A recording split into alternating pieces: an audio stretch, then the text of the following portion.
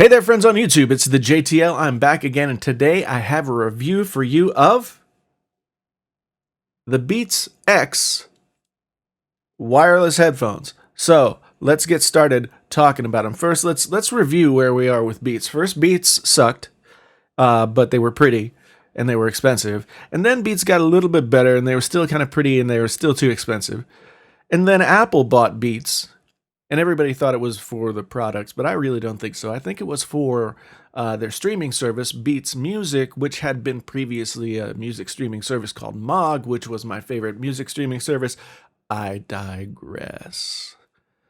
So now we're seeing, after Apple purchased the company, the first few sets of headphones that are coming out that have Apple's fingers all over them. And first, we had the Solo 3 wireless, which I reviewed and I liked a lot. And then when it became winter, they stopped working in the cold, and that ticked me off. They came out with a Power Beats 3 that I haven't tried. And now they come out with the BeatsX. What do we have here in terms of design with the Beats EP? First off, they're doing something kind of cool.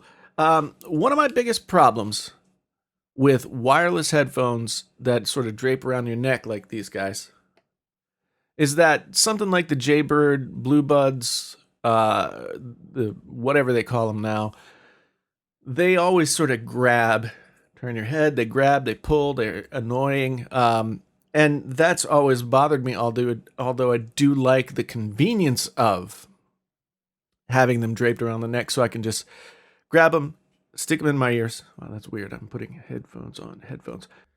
Here we've got this thicker, more rigid part of the headphone that then terminates in this over here, which is, we've got a lightning port connector now. Once again, here we go. Mini USB for the Solo 3s. We've got 3.5 millimeter jack for the Beats EP. And then I don't know what the Power Beats are, but here we've got a lightning port. So we're charging with lightning with these guys. Anyway, I digress. Here's the battery lightning port. And then over here is, I guess, the power button and all of the electronic architecture, the W1 chip, which is really the secret sauce that makes these headphones good.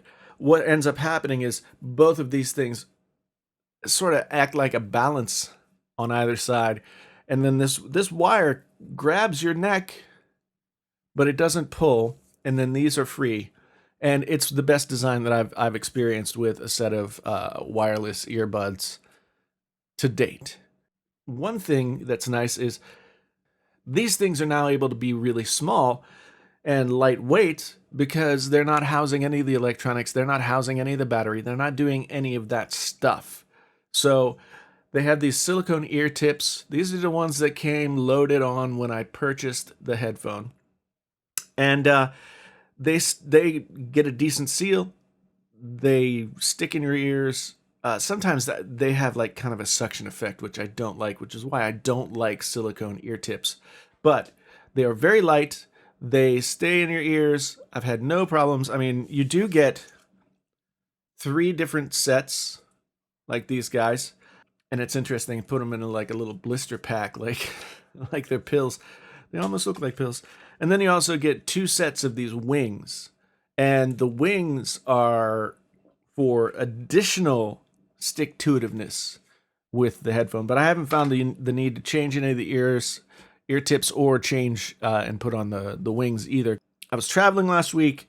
I used these guys the whole time I was traveling, and they were just, I fell asleep a lot while wearing these headphones and stayed asleep for a significant amount of time on airplanes, by the pool, all kinds of different places.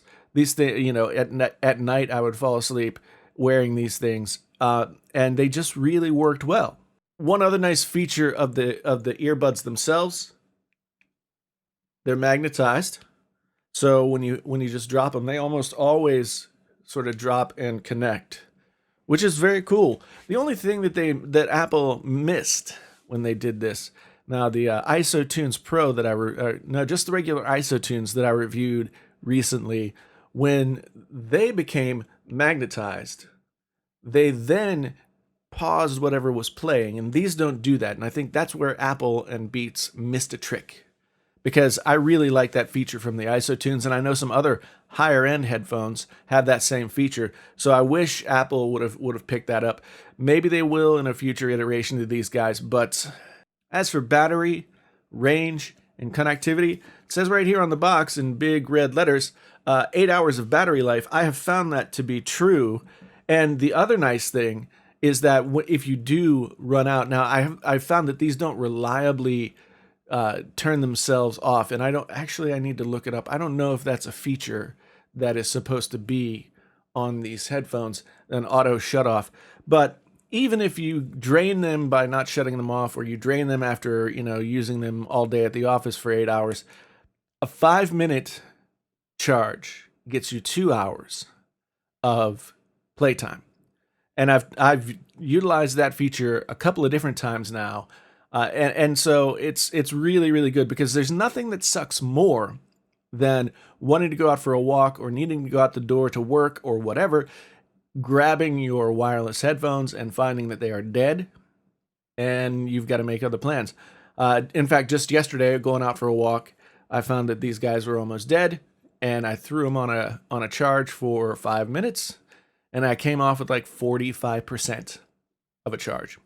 It says that 45 minutes gets you 100% charge.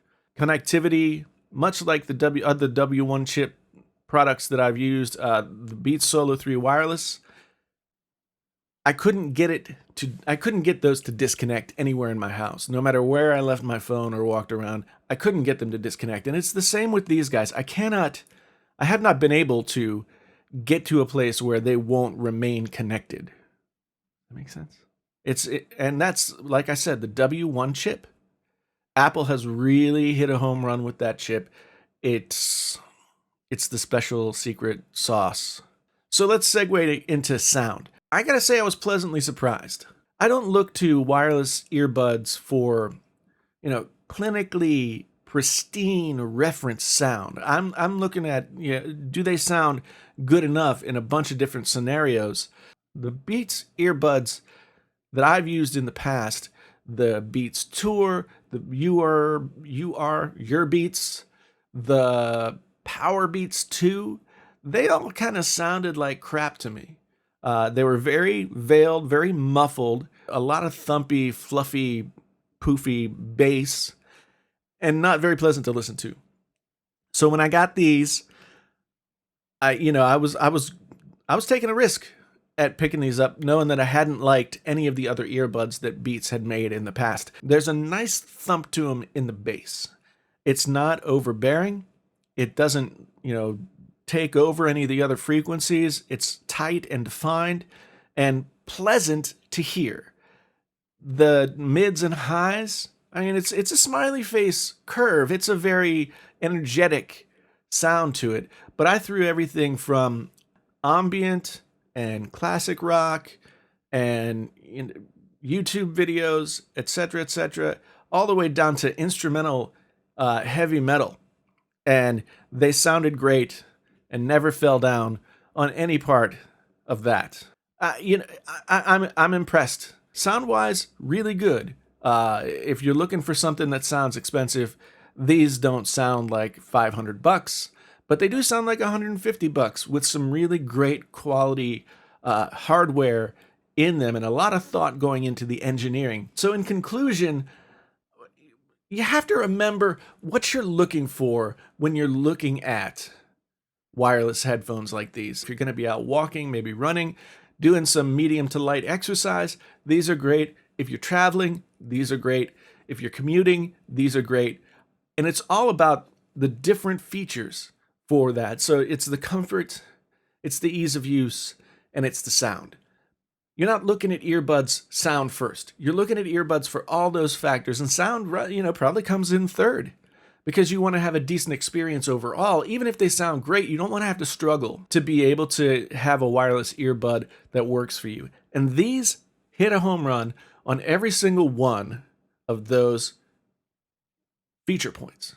It feels weird to me, even though I've done several positive reviews on Beats headphones, something I never thought that I would do. These things are the best, sort of on the neck wireless headphones that I have used to date. These are the best that I've used. Right here, the BeatsX. In terms of a grade, what would I give these guys? I know I go back and forth between A, B, C, D. I'm going 9 out of 10 for these guys. 9 out of 10. Now, if they had gotten the magnetized pause thing here,